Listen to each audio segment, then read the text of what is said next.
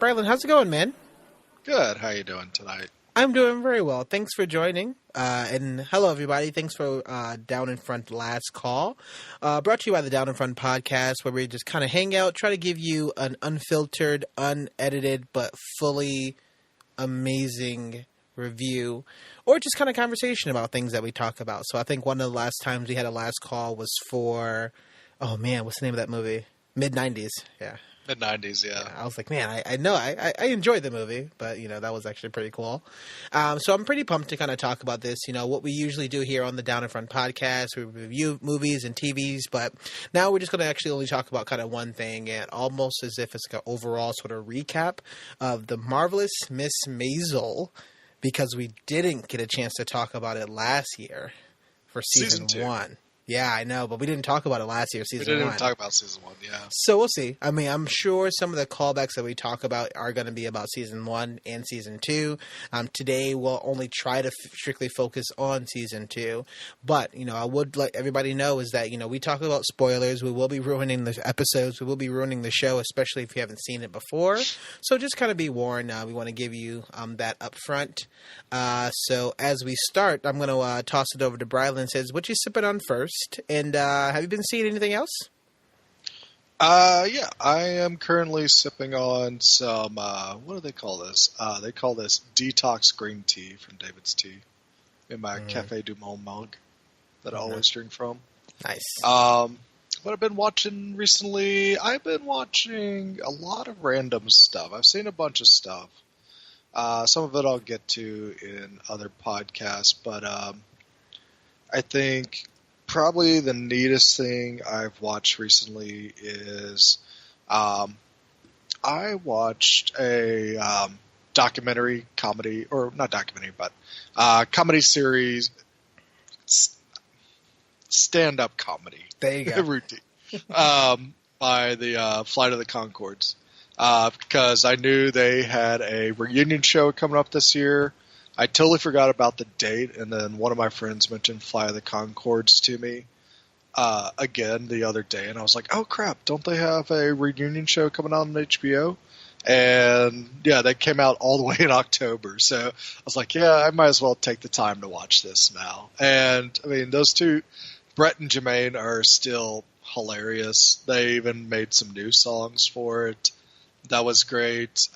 There's one about like this guy that kind of like he perceives like the end of this relationship is like a terrible death of his significant other, and they're just like, no, we just broke up, I didn't like you.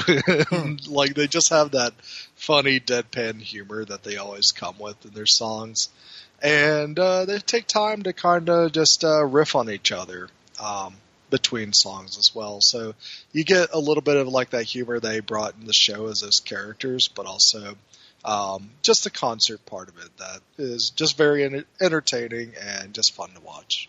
Nice. Okay. Well, I mean, it's always good to see your face. My name is Warren, for everybody who don't know. I am currently sipping on some chamomile tea, so I know we're switching up and both doing non-alcoholic beverages tonight, but... Yeah. You never know. It's a nice Sunday evening. I actually haven't been watching too many other things. I'll definitely talk about them in future podcasts also, so we'll save for that. I have been kind of making sure that we can kind of go through. I did go and see Fantastic Beasts, The Crimes of Grindelwald again, so I was super pumped to watch that last weekend. But I actually am, me, my friend Hannah, Megan and Derek, we're all going to go and do another read-through for the Harry Potter series. So I'm super pumped to be doing that and kind of just really delving into seeing exactly how things shakes out, how she's kind of sort of rewriting that particular Wizarding World universe. So I'm super pumped to kind of like delve into that a bit more. And I really, I have all the audiobooks, and that's the medium that we're going to do it from. I really love the audiobook a lot. So Jim Dale is bae for sure. It's great. Oh, is that the narrator for all the audiobooks? Yeah. He does a great job. So good. It's just so good. Yeah. It's so pleasant. So I'm really digging it. Yeah. I was wondering if y'all would get on a conference call and just like read aloud to one another. I mean, now that you brought that up, I hope that happens. So That'd be cool. I could have a Reader Circle podcast. that would be great. I'd be all about that. But yeah, so I'm super pumped to talk about this show because I know, this show came out, Marvelous Miss Maisel Season 1 came out last year. And I remember we talked a little bit about it, but mainly I think I started talking with Guillermo about it. And we were raving about Season 1. I really loved it. And, for those of you who haven't seen it just yet, which is thanks for listening, is, I guess the tagline of the show, and I'm reading from IMDb, is, a housewife in the 1950s decides to become a stand-up comic. And so, Season 1, it looks like it culminates between, her life. We got to figure out exactly who Marvelous Miss Maisel or Ms. or Miriam. We find out who she is. We find out all the actual players itself that's in the actual show. We figure out the stakes. And we just get a lot of information, but it was also, very, very sort of enjoyable. So, I think, everybody really kind of enjoyed it there. And so, as we get to Season 2, it really starts branching off of all the other characters. And so, that's what I'll be curious to kind of just talk about, overall, before we start breaking down different characters and different things, overall, Brilund, what do you think of Season 2 of Marvelous Miss Maisel? Season 2, I think they continue to bring just some greatness that other shows on TV don't have right now. And it reminds me a lot of this is like a lighthearted version of Mad Men, where these characters are so well defined and engrossed into one another's lives, plus defining an environment that a lot of people may not know actually happens in these characters' lives. That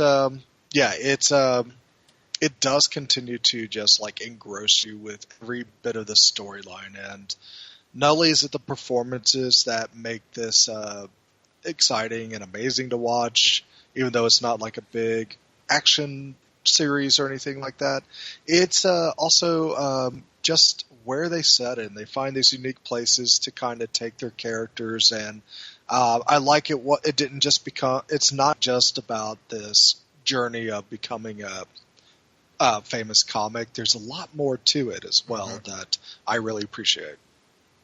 Yeah, I mean, overall for Season 2, I'm really glad that they sort of pushed it more.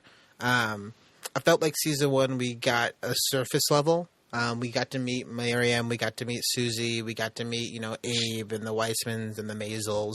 And they introduced a lot of characters in Season 1, but, our sole focus was Miriam. And you knew exactly, how it was going to work to hide it, all these kind of antics, especially kind of Miriam and, Susie and then Abe and how does her family and dealing with a divorce sort of thing and separation. So we had a lot of new stuff that was kind of thrown to us. So the really interesting things that I was kind of going into this actual season was, how do you kind of follow up with that? And the one thing I really, really enjoy was giving a lot more character work. We got, not only did we get a good amount of exposition and kind of backstory, but it felt like she provided more, and by she, I mean Amy Sherman Palladino, the creator of the show, created more, motivation for some of the other characters, even Noah, right? Miriam's brother, out of nowhere, right? Had some actually really good components and really good points. The mother, played by Marion Hinkle, named Rose. Rose also had almost an episode or two just kind of dedicated to her. And so I like that she's now building off of this world, incorporating much more other characters, and then at the same time still letting us know in subtle sort of hints that we are in this world in the 50s. Now I think it's 1957 or 8. So there was some time that has passed. A little bit of time has passed. And so we're still... it's exactly a year. Okay. Yeah, right. Okay. Yeah. So it's a year has passed from, picking up from the end of Season 1. And we're still in the 50s, and there's still some things that are there. So there's a lot of stuff that I did enjoy about this actual season. just the biggest one is just giving us character development, giving us some of these sort of like motivations, and really, goddamn, like so one of the biggest thing I just enjoyed it, which is the physical comedy and the writing. And I mean, there was like certain moments and sequences where I'm like rewinding certain bits because it's just so funny and how she just set it up, which is perfect. And this is why I loved about the actual first first season. So I'm really glad that it didn't feel like she kind of took a break at all. It felt like she kind of just kept going, and that was pretty great. And I was super pumped to see that. Yeah, and there's a lot of clever writing that happens here as well, just to make some really fun jokes execute. I do want to say, though, that I think with since they didn't short shrift any of the characters, even introducing some of the newer characters, they had time to shine as well. That the overall arc of the story does feel a bit more meandering than season one, and especially like the finale of this season. There's a lot of leftover like plot points that you're just like, I now have to wait a whole another year to see what happens, because they leave so many loose ends, and you're just like, this kind of feels like half a season rather than a full season. I was really it's like the pitfalls of the sequel, right? Talk about some things that, I just really didn't enjoy too much about this season was the fact that, at episode maybe 5 or 6, we were being still introduced to new plot points, new threads, especially, when Joel, got fired from his father's company, gave him like this huge $60,000, and he's kind of basically sending him on his way to figure out, what is Joel's going to do. And Joel talks about, get into the club industry. And so it was odd because we're at like episode 7. I think that was like episode 7 or episode 8. And I'm like, how are you still introducing new things? Like, you need to be wrapping up some of these other ones that we don't know. The things about Abe, the things about Bell Labs, right? The things about Rose and like being in like, exactly. Like the things for Rose and like her she literally up and disappears and flies to Paris and just lives there for a while. There was some time that has passed since then. I think it's like maybe a week or a couple of weeks or so, maybe longer. And so before they actually went over and, got her from there. And so there's just so many things that was just being introduced and kind of, inserted into the story that once the the season finale hit, I sat there was like, man, it really felt like you were just setting everything up for season 3. And I really, really not a huge fan of that. And I guess it was a little bit it was a little bit more obvious to see that because you knew that it was ending. Like, it was only 10 episodes and they were still talking about new stuff. And so I'm like, well, that's a bummer. I really hope they don't do that, more and more, but it kept happening. So that's the one thing. It really felt like that meandering, much like you talked about. It just was too much. She kind of introduced legit too many side characters. I mean, Imogene was in these episodes so much more. And although she's a great character, we don't need it that much, and I understand it was kind of just show Midge and her losing her kind of personality, losing her touch, losing her friends, and she's like in this bind between, what world she wants to actually live in and be in. And so I love when it ends there. But, one of the last cliffhangers brings up was when we have, there's a lot of names, so bear with me, but we have Noah's wife? No, Jane Lynch. Oh, yeah. Yeah, Sophie Lennon. Yeah. So we have.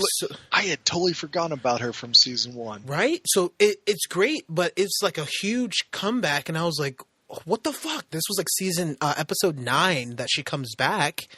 And I'm like, oh my gosh, how is this a thing? And it ends up in being a cliffhanger, which I like the fact that, Susie has like better opportunities. And finally, and I'm going to bring this up a little bit later, but finally she's trying to get the recognition. She's finally get somebody to see who she was. She's like working her ass off with no money, like basically a stolen car, got license plates, like being like basically not getting paid, living out of the gutter, right? Like she finally is getting the recognition that she deserves, just not from the person that she wants it from. So I'm very curious. Like, I'm still in the show. Like, I really want to see this whole Susie and Sophie Lennon scenario kind of pan out, and what are the consequences from there between her and Midge's relationship. But although that I was glad that they brought it up, I was just like, man, this is a lot going on in this one sort of season. And if we go all the way back to episode 1 in season 2, Midge is doing stand up in Paris. And she has a translator that just talking about that. And her translator gives her a card for a therapist that never kind of follows up, And so that's just like one of the examples of, man, did she do too much? Like, did they try to introduce a bit too many things to set it up for season 3? That's how I was kind of left feeling, really talking about this and watching the show. Yeah, it's almost like they were purposely setting up where they know how many seasons that it's going to end, so they want to have like just a smooth, continued, like overall big story arc that they're like, all right, this is like the next chapter, and we're going to leave it here to tell the chapter that's following after this. Yeah, I mean, overall, like I'm happy about it. I'm just kind of bummed. Like, even though I have these feelings, and it was funny. Me and Emma's entire family has watched the show, so it was great to be like, actually, except for Emma, but it was great to actually kind of talk about this. And they actually didn't like season 2, and I was curious. It was kind of the same thing so far. We're going to mention some other reasons why I didn't like it, but they had mentioned the same things, and I was like, even though season 2 wasn't as good as season 1, it's still miles better than some of this other TV that's out there. So I don't want to be too critical, right? I don't want to think that, nothing else is out there. This season 2 is phenomenal. I mean, it's absolutely phenomenal. The character work and everything that's being put together was amazing. Just, it's tough because you kind of have to compare it to season 1. And I felt like season 1 kind of hit on some things a little bit better.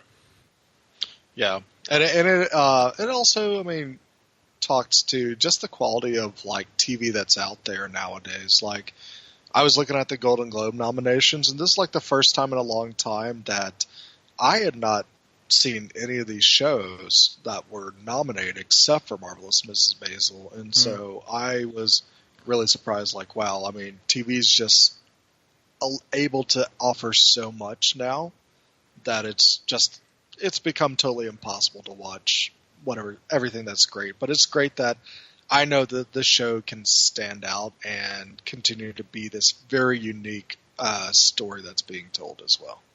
Yeah, I'd be curious because I actually haven't seen any of the nominations yet for the Golden Globes. So I'm curious to see if I've actually seen any of these shows. I can only imagine that Romanoff is probably going to get... Yeah, Romanoff has probably got nominated for anything? No? No. Okay, good. But Homecoming definitely got nominated. Yeah. Okay. Yeah. And then I know Marvelous Miss Maisel got nominated. Yeah. And there was some other good TV that was out that I inhaled. I'll see. I'm curious to see what we got. Yeah, I was surprised at like some of the names that came up because some of them I have heard of but never watched, but some of them I didn't even hear of at all. Or it's just something that I heard, that got released on Netflix 2 days ago. Oh, wow, that's nominated. Yeah, that's the weird thing about it is they already have this stuff, and it's like, shit, I got to go back and binge watch a 10-episode series really quickly so that I can make sure I'm like up to speed. But, I love to hate it, and I hate to love it. So I guess it's not too bad. So let's break this down a little bit more. So I'd love to get your opinion on some of these kind of heavy hitters, and we'll talk about some side characters. Usually, like in our episodes, we kind of break it off to like different sections. We don't really do this here on our last call segment. So I'm going to just bring up a character. Let's talk about it for a little bit, and we'll keep talking about the different characters as we go through there. And then some of the themes that we have. So I got... Miriam Midge Maisel, played by Rachel Brosnahan. Brosnahan. Sorry, I know I was going to butcher that. What'd you think about her character growth? So we got from season 1 to season 2. Do you think it works? Do you think that she can actually lead a show? Some pros and cons you have about that? Yeah, she was probably like the big standout of season one. But I think it's cool that she still continues to be able to have this very strong presence as a star of this show. She talks a mile a minute, and you got to pay attention to her to get every single nuance of what she's doing. And she has such great banter with every other character that she's interacting with. If it's like the ladies that are at the switchboard in the basement of B. Dalton's, or at the perfume counter, or if it's with Susie or her parents. Everything that Midge does is just, it's a very unique take on just her position, where it's like she's comes from an affluent family from the Upper West Side, New York, very Jewish, and they have all these different customs and everything, but she's kind of trying to cut her own path, and it's not a character setup where she's like, she's not blatantly going out there and saying, I'm going to stand up for myself because I want to be independent and stuff. She doesn't approach it like that. Still's like, I enjoy my life. I appreciate what I have and everything.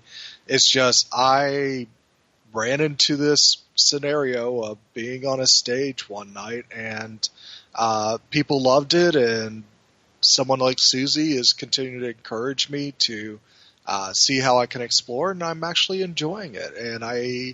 And she gets to a point where she has like a very big break at the end of the season that she may or may not take a part of, but I think she will, most definitely. But I like that we didn't just get Midge constantly on the stage. I like that they take time to see her in just these other situations that are like just kind of real life for her character. When she was at her friend's wedding, and she just starts to give a toast, and all of a sudden the comedian comes out of her, and she just starts riffing on the priest that's there and everything, and it's just like, okay, you just ruined an entire wedding just because you couldn't shut your mouth. And it's also really cool to see that that's shocking to her, that she's like, oh shit, I gotta have an opinion about everything now, and I can't hold back. What's wrong with me? And I like that she has like a bit of a crisis around that it's amusing, but it's also interesting to see, like, do stand-up comedians, like, once they start getting that rhythm and that method down, does it actually leak over into personal life where they just can't turn it off or anything like that, which is, it's cool to explore that part of creativity as well. Also think with Midge, just seeing how she approaches her relationships. I think her relationship with Joel is really neat. Joel definitely wronged her by cheating on her in season one, and we see her kind of go back and forth. Does she want to be back with Joel? Does she want to go ahead and call the marriage quits and pursue other interests and everything? And and I think that it's really cool to see how she handles that. She knows Joel may not be the best one, and they give us like some good moments to see like how they rushed into their engagement and how it was like very brash and just on the cuff and everything. They start to show like elements of Joel that are just like kind of very cruel and everything. You're like, and you start thinking to yourself, Midge, yeah, you don't want to be with this dude because he's kind of a son of a bitch beyond just what he did to you. And they also introduced Benjamin, who's played by Zachary Levi, that is a love interest for her, and he's actually really good too. And he's definitely a different character, and he's not like someone that just warms up to Midge. He's some character that Midge has to actually kind of win over, or they have to like find like that mutual understanding of what makes each other like each other as well, which I really appreciate. But I like also that they continue to explore her relationship with her dad, Abe, and her mom. That you feel like some significant growth with her family. Once Abe finds out that she's a stand-up comedian, So that's good. I mean, we gotta give it to Tony Shalhoub for just having the best expression on his He face. is amazing. I'm really excited to talk about him. But just the way that is all handled, I thought was superbly done. I would say, like, for the most part, she's probably the character that grows the least in some ways. But there are points of significance that I want to talk about more when we talk about more overall plot and things. Especially like when she goes on the telethon and kills it. And meeting the singer Shy Baldwin. Bellow? Shy Baldwin. Yeah, that's an interesting conversation she has in the women's bathroom with him, and what that leads to as well. Yeah, so I mean, you mentioned a good amount of things, so I'll piggyback on some of these options. You know, the one thing I was actually super curious, I'll start with the Shy Baldwin character, because you had mentioned that, you know, she gets her shot. So we get in the last episode of All Alone, she gets a phone call from him because they met in the bathroom, and he's basically said, "Hey, I want you to open for me for 6 months as a international tour." And like that's her shot, and she's super pumped and super excited about that. So much so that she said yes immediately, and she's like super excited to do that, with not even sort of hesitation. And this was something that she brought up a little bit later, talking to Joel about that. She didn't even hesitate. She already knew that she wanted to be she already agreed that she was going to be alone.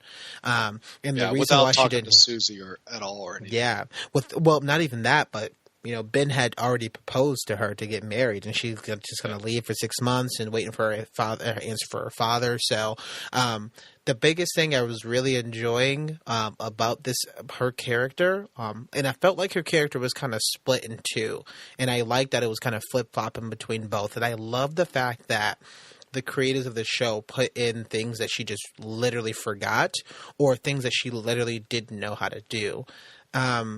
And, you know, she forgot Emma Jane's baby shower. Entirely forgot it. And I liked, because she's like living almost kind of a double life. She's having a bit of an identity crisis. The fact that she can't turn it off. She's doing this comedy beat. Sometimes that kind of takes over. But then sometimes there's other episodes that we talked about the Catskills, me and you, separately. We talk about the Catskills. We talked about, she has all these hats. She's come from all this crazy amount of wealth that she just falls right into there. And it's completely fine, and she doesn't have a care in the world. And so I agree that I actually wanted a bit more from her character. I was actually really upset that her character didn't grow at all. There are things that was introduced in the first episode about her not being independent, and I felt like she was moving to be a bit more independent, at least have a bit more control of her life. I'm glad that she's actually working now, although, she's just doing phones, and we can clearly see that she's she's a different breed of person, clearly, in this environment. Yeah. Just doing the phones and the makeup counter, and she can, plan weddings and baby showers, and it goes so well that she literally didn't even have to be there for it to, be successful. And so you can clearly see that she has a lot of skill, she has a lot of talent, but, right, there's a huge but on there of she's still living with her parents. There's an episode in which, her and Susie goes on the road, and that episode I was really upset about, because she's asking questions I was upset because it felt like she regressed. And as the season kind of progressed, she just regressed more of being this independent, this strong sort of female character that didn't give a shit, of showing her breasts on stage from the first season. Now in this season, it looks like she kind of stepped back into that more subservient role. And, looking at a couple different examples, right?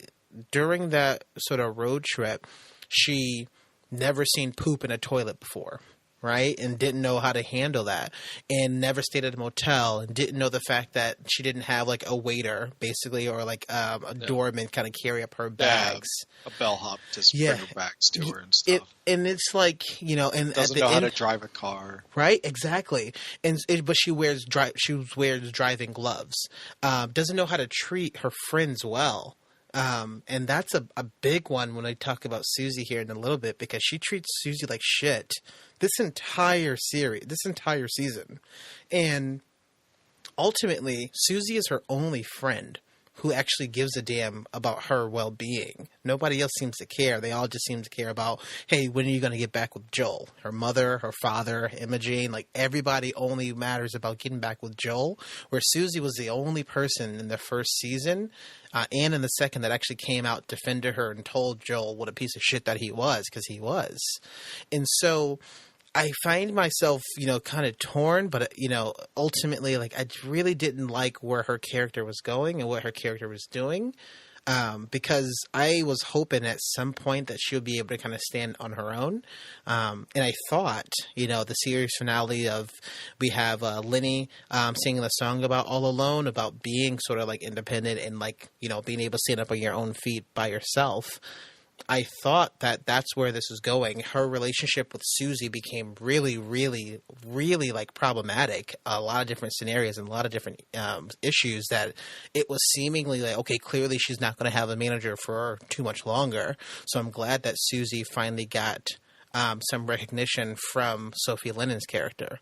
But the biggest issue that I had ultimately is like the end of that road trip. She's playing the show that the guy says he's not going to pay them. And she calls Joel to go basically rough up a guy to get them to pay. And at that moment, it sort of emasculated, and it really just gutted everything that Susie was trying to do. And she basically threw away Midge threw away any sort of character, sort of motivations and strength that she had. Because in the end of the day, it still goes to, it's a man's society and it's a man's kind of world. And I get that, but she's supposed to be like, these two characters are supposed to be different than everybody else. And that move really made it feel like she was just the same. Even being like kicked off the stage of talking about being pregnant in the women parts and how you can't do that, right? That's your perfect moment to, you've done it many times while you were on stage. You've literally talked so many of these male comics down and talked about how shitty they are and their self-confidence. And I thought it was great. I'm just bummed that the stuff, her persona on stage, Mrs. Maisel, right? So the marvelous Mrs. Maisel on stage is not Midge or Miriam Maisel at all. And I'm torn because we have this identity crisis. We have these two different identities. And at some point, I really need to see a bit more sort of confidence and more independence from her, and not like her just being like everybody else.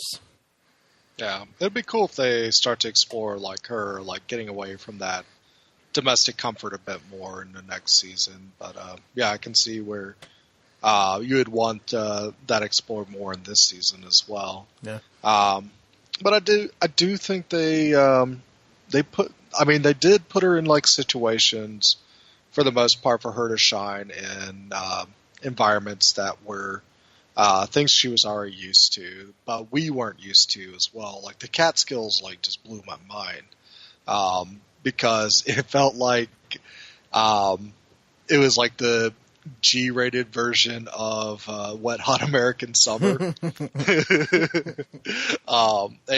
or PG. They're not super clean. I mean, Abe wears that onesie, that romper. That's so.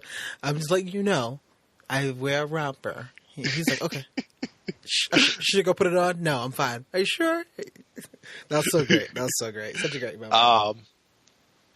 But yeah, I think that whole thing with the Catskills where you have these families that probably have known each other for generations that pack up all their stuff in their fancy New York apartments and move out into the woods for 2 months to do all these random like summer camp activities and drink tomato juice and do dances and swimming and boating and all sorts of just standard camp stuff that there's just something really weird about it that I personally never experienced. I've been to many summer camps, but nothing where it felt like, all right, let's take a whole rack of wardrobes and carried into the forest. I mean, Like, it's definitely a whole trailer full of shit. I'm like, what? Really? Damn. And it's not like, oh, you're not staying just in a cabin. You're staying in a lake house. And it's the way it's all set up, how they have this MC and this like this band that's always playing for them and everything, and this swimming instructor that only wears like his red shorts everywhere he goes. It's always it was just so to see Midge in that, she felt it looked like, oh, this is just normal run of the mill everyday stuff, but having Midge like carry you through that environment, it was fun. Like it just kept on blowing my mind how just awkward it felt that there are people that go out there and do this. If this has some authenticity to it, I'd be curious to find out. Well, I think, getting like just breaking this our conversation up, because I want to talk about Susie here next, Susie Meyerson. I really had some issues with, we talked about the meandering, right? You brought that up, and there was a lot of information that we got from the Catskills. I just felt that those episodes really needed to be pared down. Like, I think we only should have gotten maybe one episode of the Catskills. I think we got like maybe two. It felt like actually we got three. Yeah, three. Okay, we really needed one episode from the Catskills and just a lot of information kind of jam packed into like a couple days. Because in the Catskills alone, we find out that Miriam's father finds out she's a comic. We meet Ben. We start seeing. We figure out the issues with Noah and how he has like a secret identity also, which is this huge other plot point. I think it was less for Noah's character and more for Abe Weissman, and I think that definitely was kind of figured out exactly because he felt like both of his children are lying to him. We start seeing that Joel starts like dating again, and I'm just like, you're doing a whole lot. And then we see Susie go out there and she started trying to making shows. And like, I love the fact that bit with her. I love everything about Susie. I'm just going to let you know right now. Everything about Susie in season 2 was like absolute fire. The fact that she's just walking around with this random plunger, and when she left for a couple of days and everybody like freaked out, I'm like, oh my gosh, that's so nice. And that's probably like one of the best jokes ever. Like, cause you don't ever see her fix anything. She's just carrying a plunger around. And after she goes missing for more than a day, people are, where's Susie? And they get on walkie-talkies like, has anybody seen Susie? And they send out search parties for her and everything. But like, it's, as much as I laughed at that moment, and that moment was so good, we also then find out that she's from a really messed up sort of broken family. She already had 2 hitmen go out to kill her already in this episode, not because of anything that she did, right? Like, she actually has been innocent, and is all the things that Midge is doing that's really fucking up her life more and more. And so I love the fact that, this is the first time she's ever had people like care about her and kind of look for her. And I think she has time to kind of process that a little bit, because she was like super shocked that even happened. But everything else about the Catskills was just like so much, and it just felt like it dragged on for so long, that I really would like, hey, let's just pare this down, because we even went back to New York in some parts and back to the Catskills, and I was like, oh my goodness, come on. So I really feel like this should have only been one episode, but I really like what we were getting from Susie's character. So I do want to kind of bring up, it's played by Alex Bornstein, who I am absolutely in love with. I freaking love her. Really only... I mean, I know her from, the voice work from Family Guy. I really know her from, Mad TV, and I loved her ever since then. But she has like a breakout role here. In season 1, it felt like it was kind of funny. We didn't really get a lot of her, but we at least got the fact that, she's like a badass, and she's definitely another woman out of her element, especially because everybody thinks she's a man. And so, going into season 2, I was curious to see, how she's going to be working as a manager and kind of working the Gaslight, what's going on with the Sophie Lennon sort of scenario after she like kind of, Miriam just kind of destroyed her, and, where she's going to grow. So I really like the fact that I think in every sequence, in every scene I can think of, she's either leading that scene, and there are some very hilarious comedic bits. I think in episode one or two. It was episode 2 that she actually goes with the 2 hitmen, and they didn't kill her, and they just talk about it. They have some food. It was like great. It was like, oh, this is amazing. Oh, you're from the same neighborhood. There's this one bit that they're doing that's in the car that she's talking. She's like, stop talking. He says, shut up. And she's going back and forth. And he mentions a joke. She mentions a joke about a play, a theater. And the last thing was, oh, I didn't know that you like theater. And I was like, oh, I was like, oh, that's great because of the Miracle Worker. That's hilarious. So I loved that was just like a hilarious bit to me. But I think she is probably the MVP of the second season. Like, I'd be curious between it's either, Susie Meyerson or Abe Weissman, but their 2 characters has the most character growth. Especially because we got a chance to get a ton of backstory for Susie Meyerson's family. Have some lands, like her mother is kind of an alcoholic, and she basically has been an outcast the entire time. To now she's being inserted into these Jewish sort of customs that she has no idea about, and she's being sort of like she's just gone all over the place. And I love the fact that she can be the star in a scene, or she can be the side in a scene. She can just be like a filler, but also add so many like hilarious and comedic moments.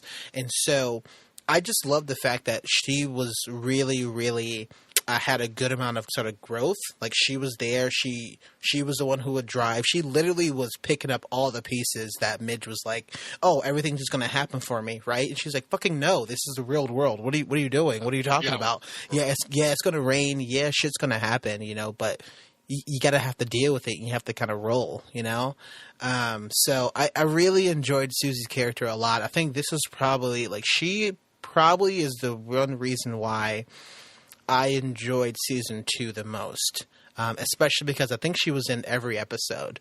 So that's what's great, because I know Midge was also in a lot of episodes, but man, I think Susie, and there's just some hilarious comedic beats. I wish we could talk about them all, but we can't. But there's just everything that she was doing, I just think it was amazing.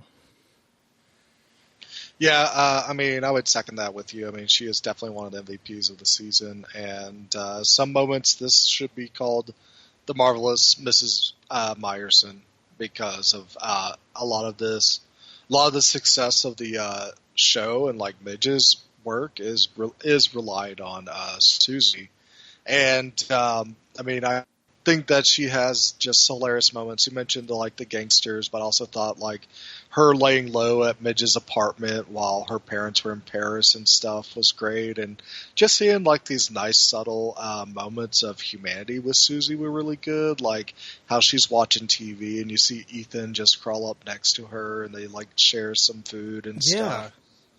Or how she becomes friends with Zelda, and Zelda starts leaving her sandwiches and everything. It's these that are so just littered with all these small things of her physical comedy. It is so good. We can go on forever, but please keep going. These are so many things why I just love her. Yeah, but I think what's really important is that we know that Susie is a smart mouth, wise, cracking individual, and that's established in the first season, but they definitely let her humanity shine a lot in this. And you mentioned we get to meet her family and her brother that doesn't care about her at all, and we have her sister that's kind of just there, but she has a husband with a wooden leg that's a bit of an asshole too. And in the end, she's trying to get a car and see hey, can I just borrow mom's car for a bit? And she's she won't let you do that and stuff. And then when the guys are out of the room, her sister just hands her the keys and says, go, just take it. Just because she was she's trying to be the adult. We get to see that in some ways that people look down on Susie for being a rough individual that dresses more tomboyish, that is cussing all the time, that's not refined or anything as a lady should be. That a lot of people think of her as just kind of childish, but we see that she's actually the mature adult of her family, and it's kind of tough to see what position she has to be in to actually kind of handle something from her family when she needs some support and help, and it's very sad, and it's something that adds a lot of depth to Susie's character. And we see why she's so tough as nails as well. And then when it comes up to when Sophia Lennon comes back into the scene, that you think they lead you on thinking that Midge just killed it on this telethon, and that people are loving what she did, and that she's going to be a star now. But Susie goes into Sophia's dressing room and just gives her her mind and just cuts her down and threatens violence and everything.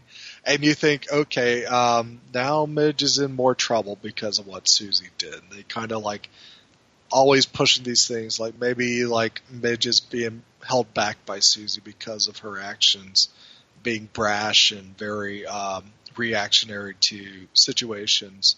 But we find out like that actually earns respect from Sophia Lennon, and that she wants Susie to be her manager now because of that attitude. And we don't find out what Susie's choice is at the end, but I get a feeling that we may see. I hope they do like a time jump in the next season where we kind of pick up where a lot of things have happened, and we might see Susie in a different place, which would be really interesting.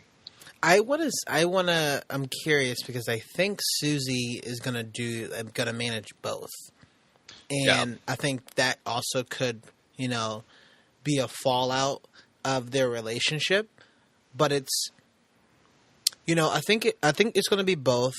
I think it's going to be a fallout of their relationship between Susie and Midge, but I think it's going to be earned for Susie, because there were just so many times that, especially like as the season progressed, Midge treated her so poorly, and it was just more and more, and it was worse and worse, and it was almost as if she was treating her like the servant, almost to the point where, you're my manager, you should know this, already knowing that neither one of them has done this before.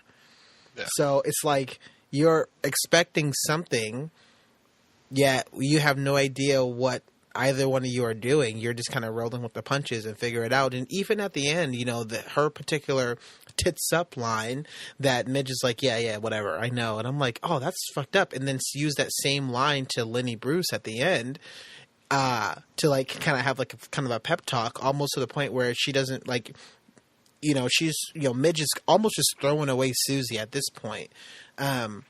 And that's always kind of a bummer. So I'm wondering if Alex Borstein's character Susie is going to actually get that win with Sophie Lennon and change Sophie Lennon's character. Because I also was looking at, we heard it from Shai Baldwin that, oh man, she's like stuffy character. Like clearly nobody likes his character. She's like the one that could have a coming back, and that'll be great if Sophie Lennon just wants to be herself. So I think that'll be great. But another thing that I do want to kind of mention really quickly was I was curious because Shai Baldwin was using the women's bathroom. And I'm wondering if he was using the women's bathroom because if there was something to do with the segregation there that they didn't quite talk about. Well, I mean, they're in New York, right? Mm-hmm. For the telethon. So I don't think they would have like institutionally segregated sections. But he does mention like his thing for it, that it's like, the men's bathroom is shitty. It smells better in here. Y'all got all the good perfumes and stuff. Yeah. And Mitch gives him a little spritz. And like, I mean, yeah, there could be deeper connections that like, yeah, since he's a black man, even though he's incredibly talented with his singing and everything, that it's all still the 50s. No matter if it's in the segregated South or in the North, there's still going to be some type of discrimination going on. Absolutely. Yeah. I'm curious I'm very curious of learning more about that character, because once they introduced, I was like, oh, this is very different. I'm in it. Let's go. Like I'm super curious. And even the last episode when we find it called All Alone with Lenny Bruce, I'm now way more interested to learn about more of his character, because I didn't realize he was basically broke, kind of working job to job to job, and like super exhausted about it. And it was kind of like Midge was looking at her future and seeing if this is like the right thing that she wants to do. So I thought that was also like very curious if they've worked so hard at something that doesn't look like it's going to be a big payoff just yet. Because the most famous person is still asking for drinks and barely kind of getting scraping by. So I'm curious to see, how they're going to handle the stand-up for Midge in season 3. Yeah, and I think it was smart, something they did in this season, that this show didn't become like Midge going to club and just getting like stage advice from Lenny Bruce all the time. And Lenny Bruce is like the most famous real character that's in the show.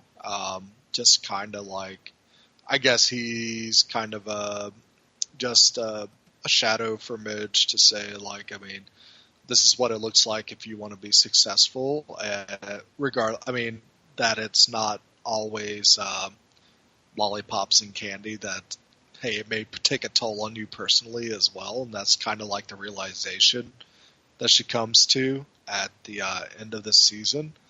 That I thought it was neat that there was a lot more Lenny Bruce in the first season. I think just kind of established like the stand-up comedy scene and methods of stand-up. And then they let Lenny kind of just be this guy that just walks in at the beginning to kind of give a little advice to Midge, but it was cool to see that it got flipped around at the end, that when Lenny's down on his luck, Midge is the one giving him advice. And that he has this opportunity to go on the Steve Allen show, which was the Tonight Show at that time. And that he has the propensity to be very vulgar and just definitely skirt the edge of what's appropriate on stage, especially for the 50s. But Midge like kind of encourages him, like, yeah, I mean, just kind of toe the line for this one and just show something a little different about yourself and why you're considered such a good comic. And he does this song that has comedic elements to it, but it's also very heartfelt, and it's bittersweet as well at the same time, that he's kind of exposing a little bit about who he is as a person during this time. But I thought he was handled really well and just wasn't overused, which was good. Well, the last person, one of the last characters that I want to talk about, I want to spend the most amount of time on, is sort of Tony Shalhoub, yeah. Abe Weissman. So he's playing, Midge's father. Talk to me about Abe, like some of the things that you liked or disliked. I did mention the fact that I think he had some of the most character growth. But what are your thoughts on Abe Weissman? Well, for me, I think it's hard to not like anything that Tony Shalhoub does. He is, I will swear by this, he's hands down probably one of the best actors alive right now. What he can bring to a character. That Abe Weissman, fantastic. I love his aloofness to his wife. Just like at the very beginning, it just sets it up so well that we get this magical scene where she walks in. It's like, I don't feel like I have a place here. I'm leaving for Paris and everything. And he's just like reading the newspaper. It's like, oh, okay, and then she's gone, and then he's freaking out. It's like, why isn't dinner ready and everything? It's like his world flipped upside down because his wife is not there, and he just was not paying attention to his family or his wife at all. See, I'm curious about that, because did you pick up on anything that Abe was having maybe some forgetfulness, like he was having some issues with his memory, and it was getting kind of worse and worse as the season went on? Were you picking up on that, or am I crazy? I didn't really pick up on that as being a pattern. I think they established Abe in the first season as someone that's like kind of set in his ways, and if he might hear something that sounds very different, that it just doesn't connect to his radar, or it just doesn't click for him. And I think that's part of the appeal of the character.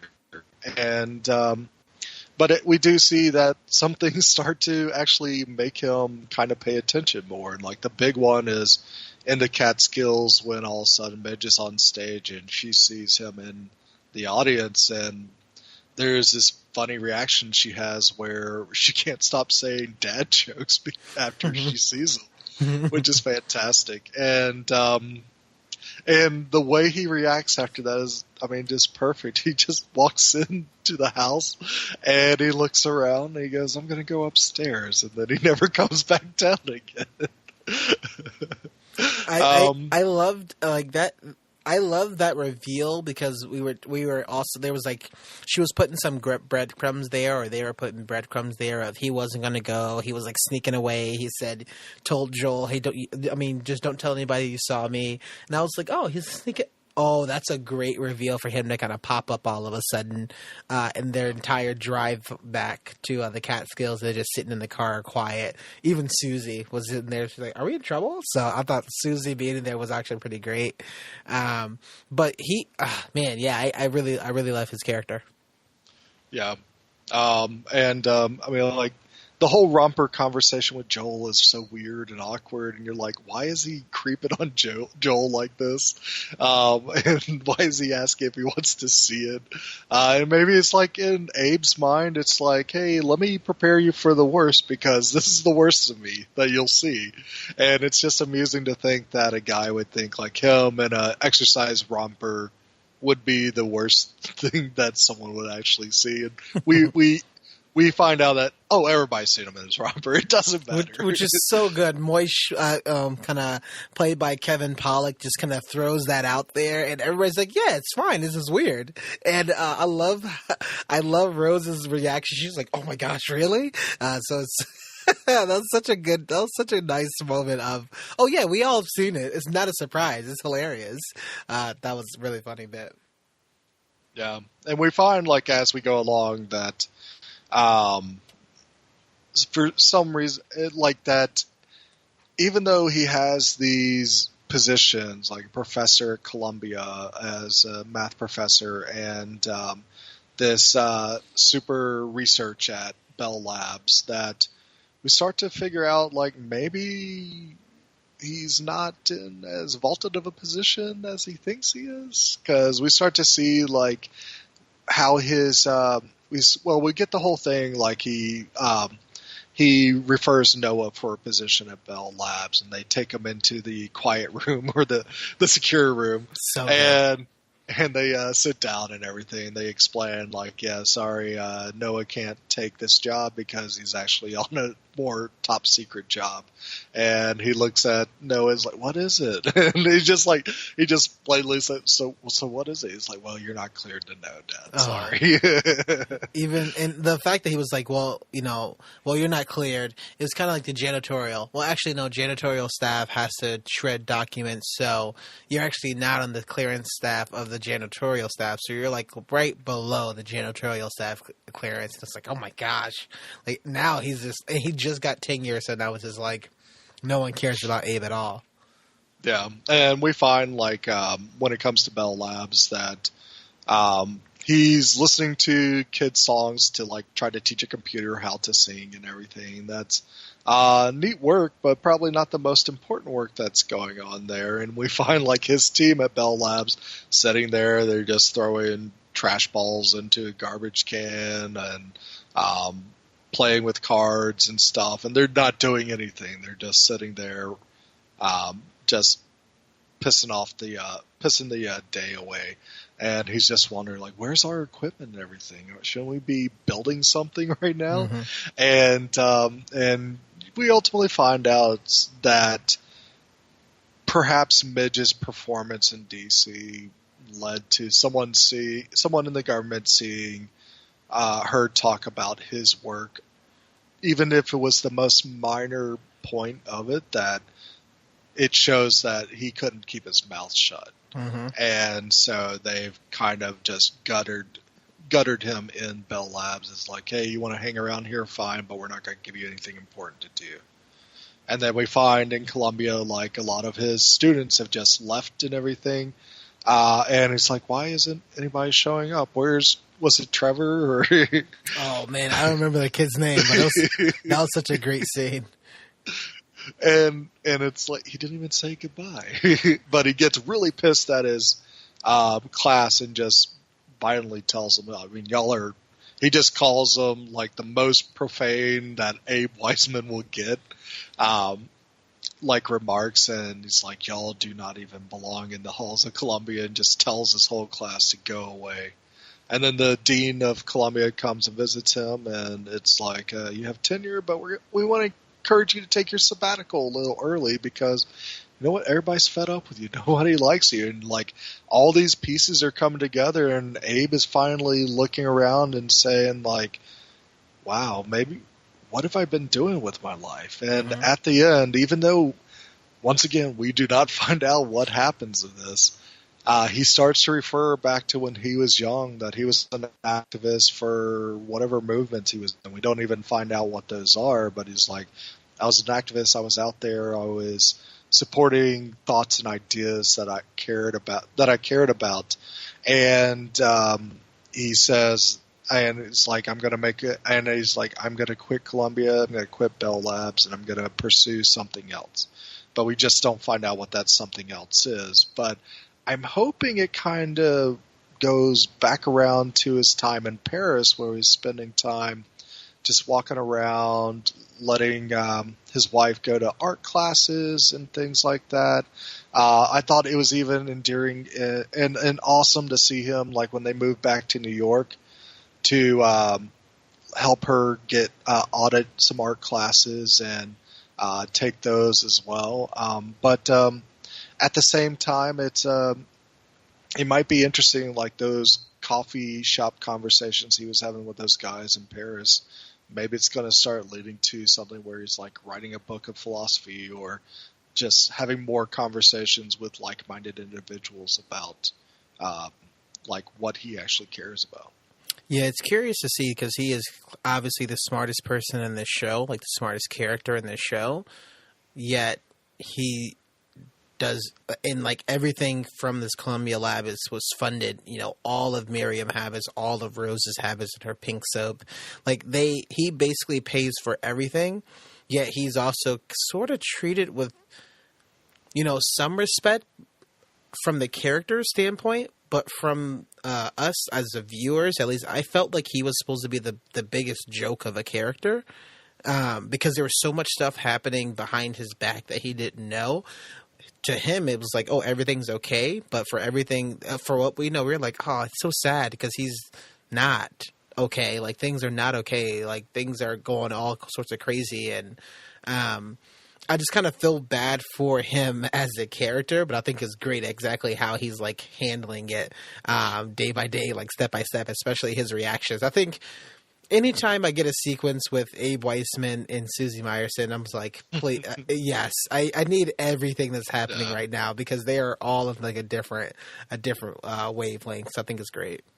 Yeah, it was magic when they finally met one another, and even like the dinner at Yom Kippur was fantastic because of that. Oh my gosh.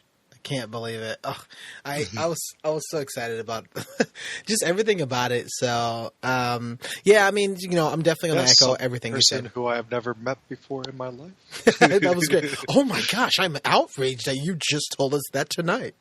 And so it's actually, you know, pretty funny. Like I really love, you know, Abe's character, you know, even kind of branching off. He does give his blessing for Ben to marry Miriam at the end, and I love the growth that we see from his character now. Like at some points he's now in the know, and so all it took was a look from Miriam that she like turns around, because she doesn't even say it, she just turns around and like looks at him in person, and he goes, "Don't say anything. I'm going to tell your mother first, okay? I'm going to tell her this news, and then we'll figure it out later." Like, because she already know that she was not going to marry Ben, right? And she's going to go and do this. She's obviously kind of choosing to pursue her career. So I like that character growth. I'm curious to see where he goes next season, because if he's not at Columbia, even Rose even mentions the fact that, Columbia owns this apartment. They basically own his intellect. We found that out because he signed his intellect away. So what the heck is, I wonder if season 3 is going to be like a really crashed back to reality. And Midge is actually going to be the one that's going to be, providing for the family. So I'll be curious to see what happens there. Yeah, but she went on a hell of a shopping spree before the season ended. Well, that was all on Shai Baldwin's dime. So he said, really? Yeah, Okay. he said he was going to buy. I thought it was on Abe's. No, he said he was going to buy all that because he's like, I got you. Feel free to buy all this stuff. So Shai Baldwin bought the stuff for Midge, but who bought the new jacket for Susie? You mean the fur coat? No, not the fur coat. That was amazing. Oh my gosh, the fact that it was like that was amazing. But like Susie has a brand new suit. It actually looks nice, and I really like the fact that there's 2 of the shots were shot scene by scene, like next to each other, with Midge bringing in all the bags into her home, and then the next scene is that you see Susie like hanging up her new suit, and so it's just like, well, who bought that for her? Was it for Shai Baldwin or was it Sophie Lennon? Yeah. Because you never know, right? So I like that. I think there's a little mystery to that. So I'm curious to see, where that goes and what we have there. Yeah. So what do you got? So I know there's a couple other sort of characters I do want to kind of talk about just a little bit. Give a couple of kind of hits, and we mentioned them already. The other 2 characters I'd like to discuss are Ben and Joel. So I'll start with Joel. What do you think about some Joels from the first season to the second one? They definitely develop his character a lot more here. I like that we get to know more about Joel, but also the Maisels as well. That when you compare him to the Weissmans, the Weissmans seem to have gotten to this position of affluence and not necessarily like super rich, but I mean, it's more academic respect, and that's their wealth, and that's actually respected more in their community, in that Jewish community, than what Moshe does, which is like hard work, labor intensive, making these dresses for everybody. And even though he may be pretty successful, we hear that they probably didn't keep their books as organized as they should have. And and it's awesome to see Joel take it upon himself to just bust his ass to right that ship, and also make sure that company is set for the future by buying out that building and making sure the right people are in the right position. I like probably one of my favorite moments with Joel is that this talk with him and Moshe at near the end, that when he gives him the $60,000 check, and I love this. This resonated with me hugely. That he talks to him about, you've done great work here, but you know what? This isn't you. You need to pursue who Joel is. Mm-hmm. You need to figure that out. And you can stay here and you probably make this more successful than I did, but in the end, when it comes to your life, will you be happy that you did this? And I think that was that a character like Moshe, comes off as a just unrefined, bastard of a man a lot of times, takes his time to just set his son right and say, here's $60,000. This is going to get you started on whatever you pursue. Mm-hmm. And he's like, hang around as much as you need to, but get the hell out. And it was awesome to see that happen. But also I think that Joel, there's some moments where I was like, Joel's a bit of an asshole. And I'm glad that I was glad that Midge wasn't with him. And I'm curious to see what the ramifications of her choice at the end are.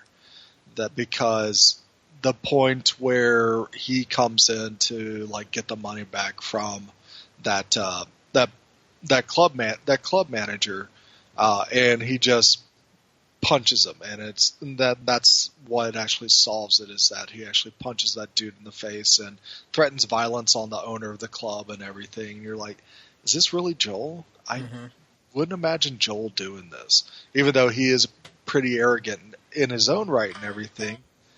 I don't see Joel as, for me, that felt like very out of character for him to get that pretty violent. But also we start to see other things where when things aren't going his way at Maisel and whatever the name of the company is, that he is an asshole. It's like, hey, how many cigarettes has it been? 2? All right, you got 3. You got 1 left. I mean, you need to put out that cigarette and get back to work. And I don't know if he's been an asshole, because that was established that Manny doesn't do anything. Yeah, Manny doesn't do anything. Yeah, and that's played for laughs and everything. But there are moments where I'm just like, oh yeah, like all the women that he has, like, oh, this is your Thursday, this is your Friday. That he's having his secretary book his dates as well as like his work life is kind of weird. But also, there's just some moments that I felt like maybe Joel, this is not Joel, and I don't want Joel to be a perfect character, but I like to see his flaws and everything. But I think that it was good to see more complexity out of him. But when it comes to the end and Midge comes through and says, like, this is just going to be for this one night, but I want to be with someone who loves me. What does that say with her and Joel, but also what does that say with her and Ben? Which is interesting. Yeah, that's like in, season 1 ends with Joel beating up a guy in the street. So he definitely has been known and shown violence. So I was just surprised that. Okay, I totally forgot about that. Yeah, remember he's like, because the guy was like, "You're not funny." You're talking about like the female comic at the end of the club, and he's like, like fighting the guy, and the other 2 guys had to like pull him off. So we know for sure that Joel has actually known and seen violence, and at least kind of confronting people. Like Joel is the first to do it, even at the Catskills. Right, he walked up there and didn't give a shit about what anybody said. It was like, "Hey, look, we're both here. I want everybody to have a good time. Stop looking at me," sort of thing. So get up on the mic. So I think we've seen that from his character of being like that sort of aggressiveness and how he's shown for there. The other interesting thing about that is we know that Midge likes that sort of side of Joel, and she actually knew the fact that that's why she ended up calling him in the first place, because of it. So, that's an interesting thing. I like Joel because he still is paying, like, it's not to the fact of about forgiveness, at this point. It's about the fact that, you chose to do that thing and you have to live with your actions. You had to live what happened to people. You had to live with what you've done with people, and your actions causes other people's pain and heartache and things like that, right? And some of these lessons that Joel is learning, Midge is also learning in this season too, because some of her actions are actually affecting a lot of other people. So I like the fact that he's not a perfect character. I'm curious to see what he does with this $60,000, if he really is going to go into the club business or not. It seems like that's something that he wants to do. I think it'll be a little weird, but we'll see. I just think for this season there was a little bit too much focus on him. He was in this season way more than I felt like he was in the first season. And it was almost as if we have Midge's story, Abe's story, Joel's story, Susie's story, all going in different directions. And so it's kind of tough to be like, who's the main character in this second series? Like, I understand it's called Marvelous Miss Maisel, but, we have moments in which Susie has her own time, Rose has her own time,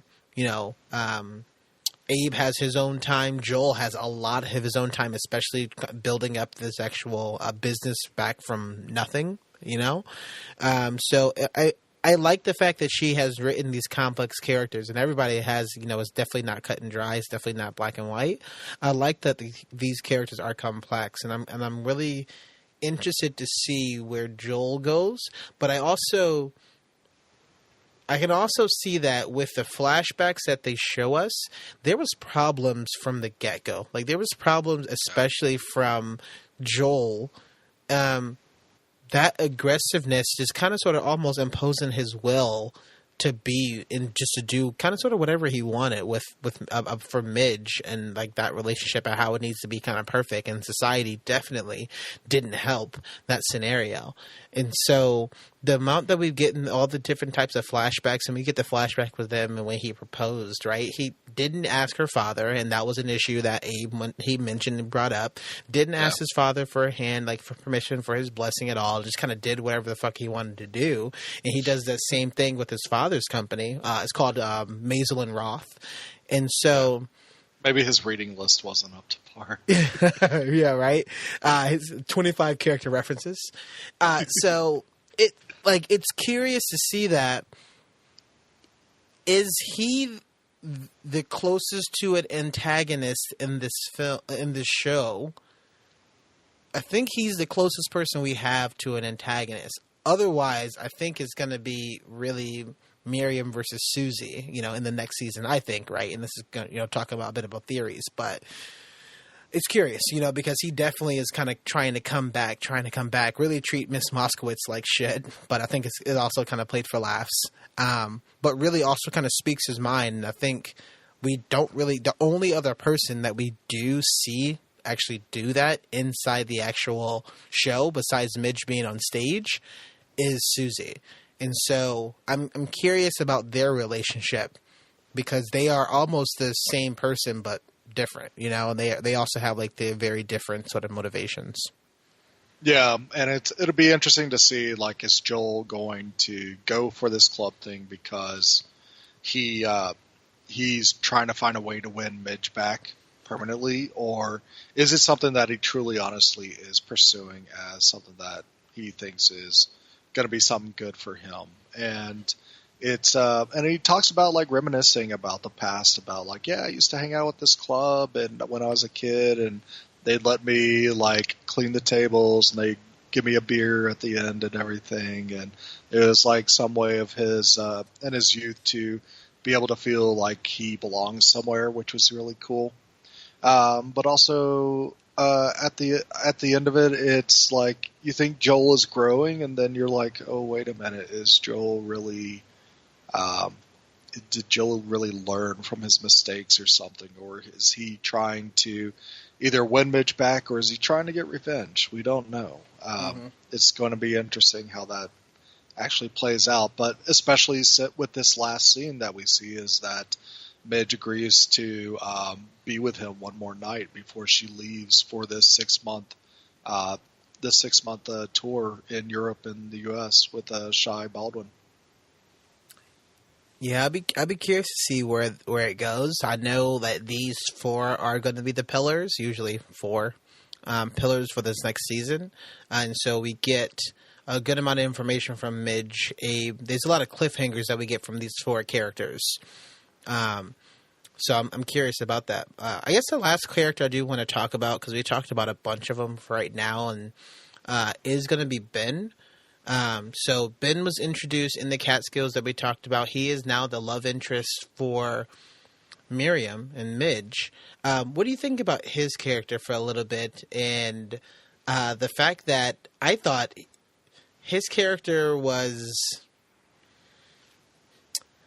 didn't fit into the show at all. I felt like his character was like from today age, almost like he was from like the 2000s. He didn't really fit or be placed in 1950s. But he was also trying to, he was just trying to be different, especially as we get introduced to him that he was looking for somebody that's weird. And so he's like, I'm looking for somebody who's kind of weird.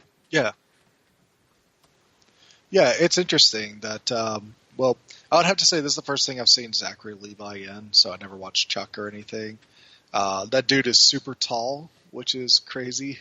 But I actually enjoyed Ben. I mean, I thought Ben was actually a unique take on like a love interest, because he's tall, he's like broad shouldered, he's good looking and everything. You think he'd be like a Clark Gable or just someone that could just win Midge over with his charm and his looks and everything. But we find like he is kind of like he's kind of like lacking in outward personality. So he is kind of like stone faced and just really doesn't react unless it's something that he's really interested in. Mm-hmm. And it's not that he's a bad person or anything. It's just that's how he works. He's a surgeon. He's a successful surgeon and everything. But everybody says like he's never been on dates and everything, and that it's kind of awkward and weird, and that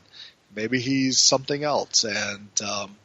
And when we start to see that relationship grow with him and Midge, I think those are some of the better moments to have Midge shine. That she just totally opens up, like, "Hey, I am a comedian," to him. So she doesn't really try to hide anything from him, which is really cool. But also we find that it's actually something that becomes a work in progress, that they don't immediately just fall in love, which I appreciated. That Ben is like, so our parents kind of wanted us to hang out here. Like their boat ride at the beginning is funny, that they so just go good. out for like 100 feet into the lake. And they I just don't row. Yeah, he's like, I don't row. I don't know how to row. And like they're just stuck there, and all of a sudden they just get the boat turned around and come back. It's like, well, that was good. And so you don't think anything's going to come of them, but like just fate leads to something where she needs a ride into New York, and they start having conversations, and they find like they kind of have the same sense of humor, and they start to open up to one another, and Benjamin starts to like. Starts to appreciate like who Midge is and loves like what Midge means and everything, and it's really cool to see Benjamin start to connect with the rest of her family as well. Just like even talking to Abe, and Abe is always going to be suspicious of everybody, mm-hmm. but you can see like behind that Abe demeanor, he kind of likes this guy, and he's like he's not really he's gonna make him kind of earn everything, but he would probably appreciate Midge being with Benjamin, I think, and Rose just loves him to death, which is good. But it's and I like that character. I mean, he definitely stands out, and he's definitely doesn't feel like the other characters we've been introduced. But I would like to see him come back next season, but I don't see him as necessary to come back next season. I think Midge is sort of... and I think at the end, Midge kind of just chooses, like, you know what? Even though Ben's a great guy, like, seeing where I can go with this comedy is more important. Mm-hmm. I think her decision at the end was pretty telling, that there's no reason for him to be in this next season. For everything that she had, and she had a new life. She has an out, right? She has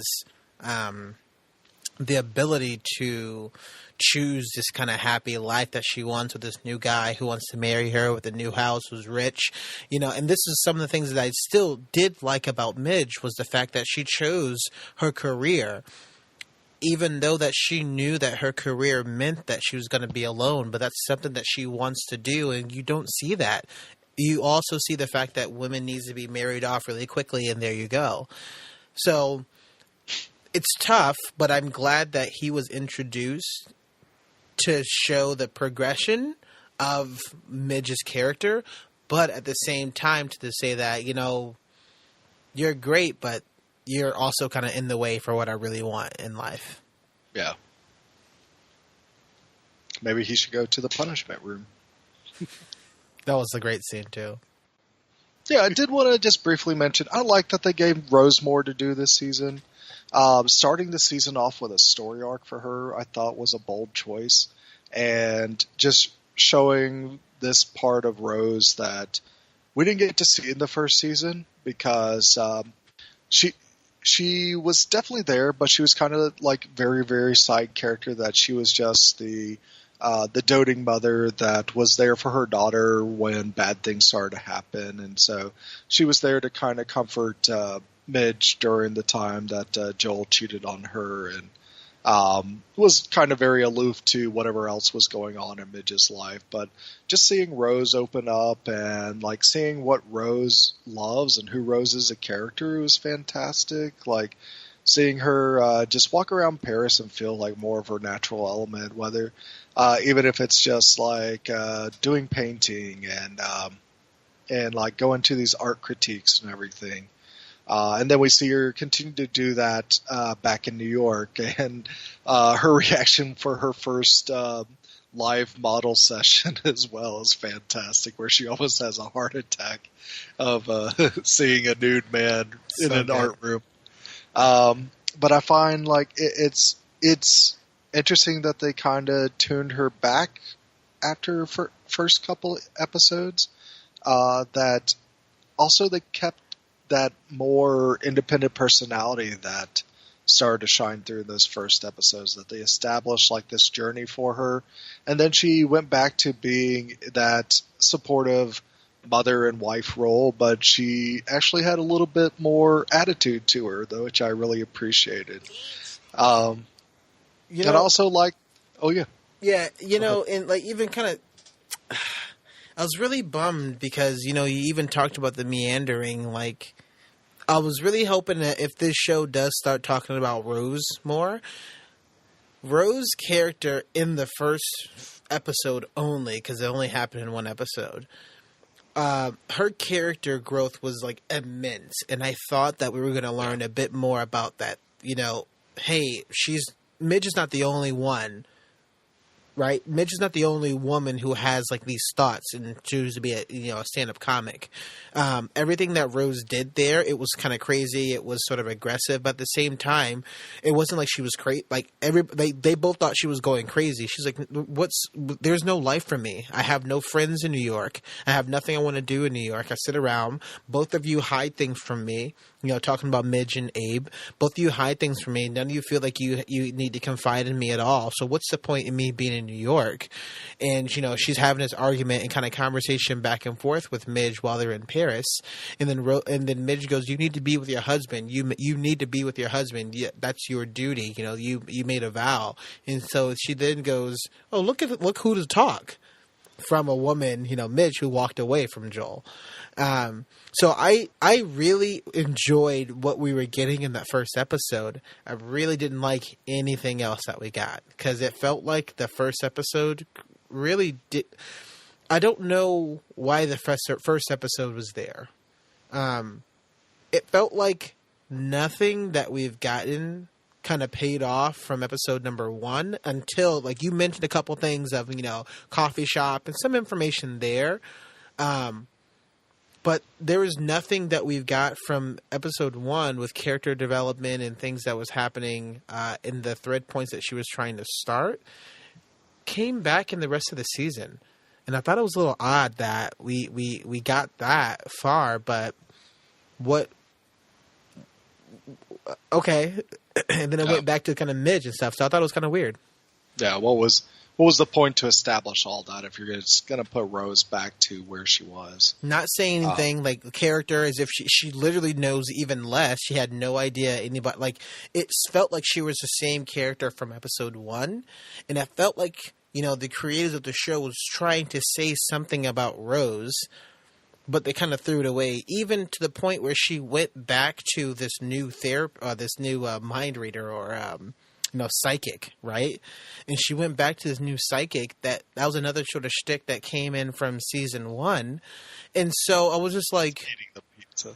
Yeah, which was hilarious. I mean, the joke itself, the bit itself is absolutely hilarious. So I really enjoyed the scene. But as a character, what you're trying to say about the Rose character, I was like, wow, she's even more shallow, and she doesn't get it. She's trying to push Miriam into another relationship so fast, to be married so quickly, and so that marriage is going to solve all their problems. And we all know that it doesn't. So I was really bummed up this Rose character, especially the opening in episode 1, because nothing of that sort kind of mattered to her character at all for the rest of the actual episodes. Yeah, it was an interesting take, and I wonder if they're going to continue to bring Rose into interesting situations, or is she going to like kind of stick with this cultural status quo at this time of that in order for a woman to be successful, she has to have a husband? The other character I just wanted to quickly mention that I thought was probably one of my favorite episodes this season was there's an episode where we see Midge and Benjamin kind of like establishing the relationship, and we find like Benjamin, a lot of stuff doesn't really impress Benjamin, but you take him to an art show and he's a kid in a candy store. And he like knows all these artists, and he's always looking for up and coming artists, and wants to buy the pieces and put them in his hallway and in his big house and everything. And we find Midge buys this like quaint little painting in a back room somewhere from an artist that just even doesn't give her the time of day. She just says $25, and then she takes it, and that's it. And I mean that's a unique painting because I kind of thought she bought it because I think it kind of reminded her of Rose. I thought she was going to give it to Rose because it kind of looked like Rose, but it never leads to anything. But they do meet an artist named Declan Howell, who's supposed to be the greatest artist that never was successful because he finds an excuse to destroy his work or say it's not for sale at the last second. Which such a great character. Yeah, and I thought it was a really cool episode to just build upon the creative process and just to show just the juxtaposition regardless of what you pursue as a creative endeavor, whether it's painting or whether it's being a comedian or whether it's being a doctor, that the journey is a very personal journey, and it actually kind of was probably our first allusion to this is a lonely existence if you want to be great. And it's interesting to see that conversation that Declan has with Midge because he's just trying to get in her pants at first. That the way Midge is able to win him over and talk about like this simple painting that she bought and why she got it, that the way she describes it, it tells him like, okay, she understands the creative process. She understands art. I'm going to show her the greatest painting ever made. And we don't even get to see it. We're not even privileged to that. I love that. And I love how they set it up that he has this whole nother room that's probably bigger than his own apartment hidden behind this bookcase. And he unveils this giant painting that we only see the back of it. And it blows her mind and everything. And we know that Benjamin knows the tale of this great painting that no one's ever seen before. And you know that Benjamin would be the character you'd want to see this painting no matter what because he's such a huge fan. But ultimately it's not for him. But any other painting in his apartment, yeah, go ahead, write a check to what you see as the value and take it with you. And it's interesting to see that those two characters come to, like, he does it not for Benjamin because he's a fan. He does it because Midge showed him that she is an artist, and that he does it for Midge, and he's like, yeah, he can have any painting. You can leave the check for whatever amount you want. And that's like the very first time he's ever like sold a painting to someone. I thought it was a fantastic little story that they had in there. I really like that scene, and it like the scene before it also when they were at the the art gallery. I felt like that was when we start learning that although Ben's a great guy, like we also see the fact that he was doing this for the status, for the gloating, for the bragging, right? He says that he's a fan of this person for the fact that he's a fan, but we never see exactly him explain why he likes art. Like he doesn't break it down. Like the exactly when Midge described that actual painting, which I thought was also great. And looking up for the little person, the standout. Like I think that sequence and that moment really kind of evokes what the show sort of means to me, especially what it should mean to just women in general. Like that's how the power is shifted, and it's not a man's world, or it's definitely shifting out to be just the man's world. I really like that it's a very simplistic scene that they can just have sort of a conversation, and the fact that Ben's like, I'm not going to let you go over there for yourself. And she was like explaining to him, like, don't listen, this happens all the time. Like, slow your roll. Like, I can handle myself. I'm grown. Right. That was also something that was also like very interesting and very touching. And it was almost as if it's that same sort of relationship, or that same sort of a couple of characters that we see with Lenny Bruce and Midge, right? We have these two artists that are talking, that are on an entirely different plane that us as the audience can't quite wrap our heads around entirely, but we can see it and we get it. And them looking at that photo and that moment is them seeing it, and then we're getting that, like, oh shit, like that's something that we don't know about, and that's something that Ben will never know about. And so, even to the near the end, I thought for sure it definitely felt like Midge and Lenny Bruce will end up being together, which I thought was kind of weird. I was getting some weird kind of senses of like, okay, that's pretty cool, but I didn't even think about that until just now. So I was curious about that, but I do like that the poetry in that sequence, and the fact that again, we mentioned Shy Baldwin's character. Like, I'm very interested to see more of his character and how she can learn from there. And if I have to contradict myself, I just said before, I'm also interested of like learning about new cultures, right? If that was a sense of the episode 1 was to talk about how Midge is going to go international, and at the end of the episode, at the end of the season, she's going on an international tour. The fact that her jokes that she talks overseas doesn't quite hit well because, infidelity is normal. It's like, oh, okay, I guess you guys call that Thursday, it's Who here is married? Who here has a girlfriend? Everybody's like, oh, okay. And the fact that she also kind of met, we didn't even talk about it, but she met, cross-dressers for the first time, like men who like were just doing that, and that was completely like an accepted thing. So I'm curious to see if that is going to continue to happen in this next season. Yeah, absolutely. The one last thing I want to mention is there was one thing in this season that just utterly annoyed me. It was this character that was playing the same game in the Catskills that Susie was. And whenever he saw her, he would just do this crisscross thing. That funny the first couple times, but man, they did it too many times, and it never paid off for anything. It was just more of a sight gag than anything. But it just became obnoxious, and I was like, why are y'all doing this? Yeah, I thought that was also going to come back. That's another reason why I didn't like the Catskills. It was just like a lot of stuff, a lot of filler. It felt like, especially with all the other comic book stuff that I tend to watch, I felt like it was a lot of filler that they didn't know what else the story to talk about until we got to a certain point, and they just wanted to put something in there that was kind of random. But that crisscross guy, unless he comes back later, which even if he does come back later, I don't think it was anything that we needed to see. But clearly he also doesn't work there, but he figured it out on how to eat for free and kind of stay there for free. So I guess good for him, but a bit of a waste of time. Yeah. Well, thanks so much, everybody. We are the Down in Front Podcast Last Call. Tonight we have discussed in depth Marvelous Miss Maisel Season 2 that is currently streaming on Amazon Prime right now. Brilund, where can people find more of your work?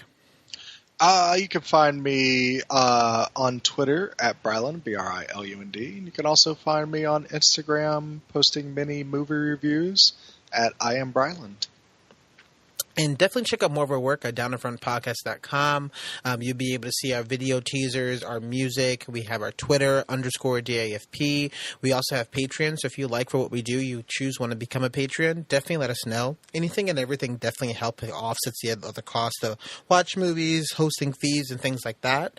Patreon.com/downinfrontpodcast. Thanks so much, everybody, for hanging out. We really hope that you enjoyed the show. If you haven't seen Marvelous Miss Maisel just yet and you listen to all of this, I appreciate it. But definitely go check out the show. I mean, I think if I give you lasting thoughts, I think the writing and the acting itself is probably bar none like some of the best that's on TV at this point. And they also doesn't cheap things for like laughs and jokes. I think there's a lot of good stuff that's kind of backing it up. Brilund, lasting thoughts? I am looking forward to season 3, and I can't wait for Midge to come back from her tour married to Shy Baldwin. Oh my gosh! Now, don't you end with that don't you end this episode with that cliffhanger? Like what? No, I can't wait. I love this show. It's probably one of my favorite shows on TV right now, and I want to continue to see shows come out that not necessarily are in a particular genre, but just telling great stories and building great characters that have a lot of depth and detail to them. Well, I'm definitely off for that. Thanks, everybody. We appreciate it. Goodbye. I'm surprised the fact that we didn't talk about how Midge is not a good mother. I think it's